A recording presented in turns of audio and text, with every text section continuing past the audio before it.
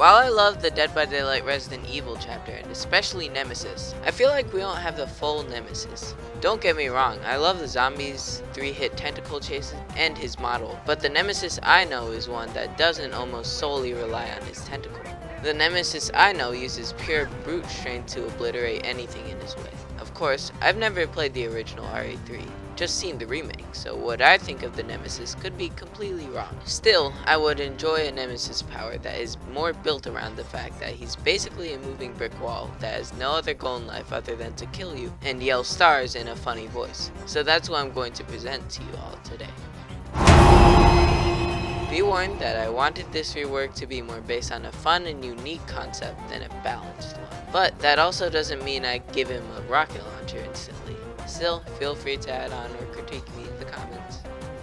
For this rework, I wanted to keep his main 3 elements: the tentacle, the infection system, and tearing up. Before we start, the starting 2 zombies are completely removed, as zombies are very random and in my opinion shouldn't be a main part of your power for map control or slowdown. First up, the tentacle still infects the survivor and boosts your tier.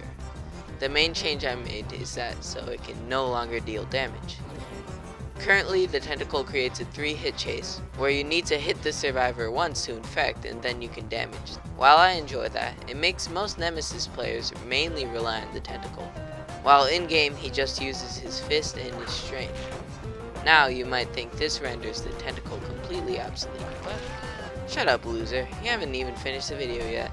The point of the current infection you get from the Nemesis is that you can now be injured by zombies and his tentacle. But what's the point if the tentacle can no longer injure? Well, now the infection is a timer that slowly increases, kind of like plagues.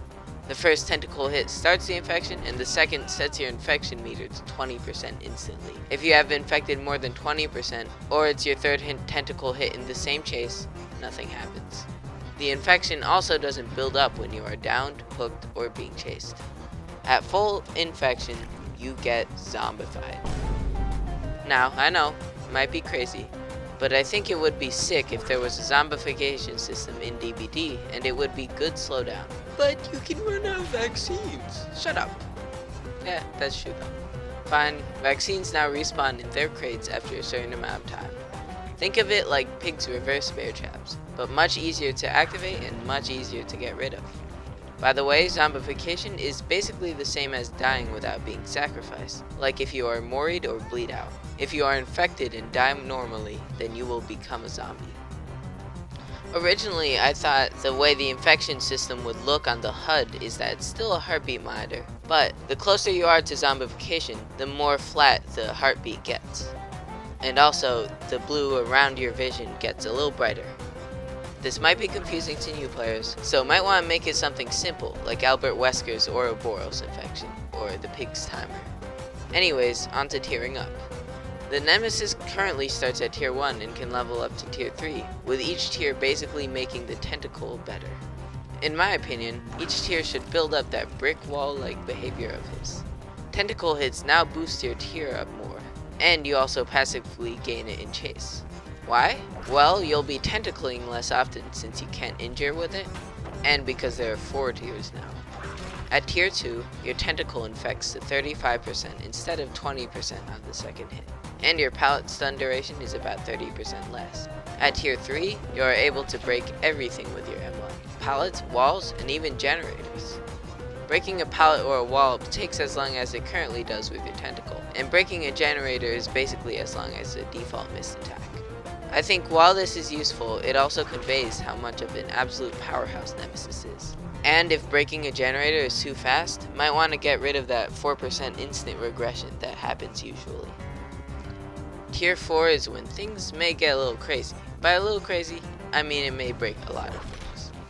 First of all, you cannot get pallet stunned. Instead, a little animation plays where you swing your fists out and destroy the pallet easily, while still being able to move at a reduced speed. The fist you swing with is the fist that is on the side of the pallet dropped. I feel like this is fair because by the time you reach tier 4 it should be during middle to late game, and a good amount of pallets should already have been used. Also at tier 4, Nemesis can break walls with his fists. Like, not breakable walls, just straight up tile walls. The way it works is how you'd expect.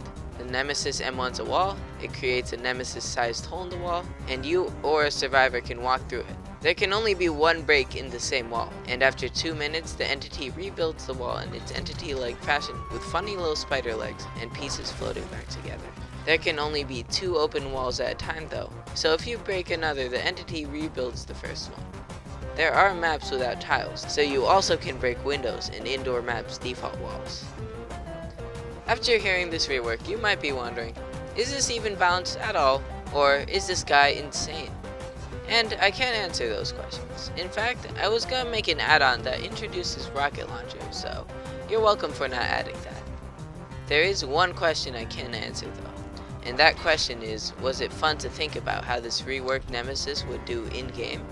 And my answer to that is yes, this was a lot of fun to think about. Anyways, thank you for watching to the end, and hopefully you have a Wesk fabulous day.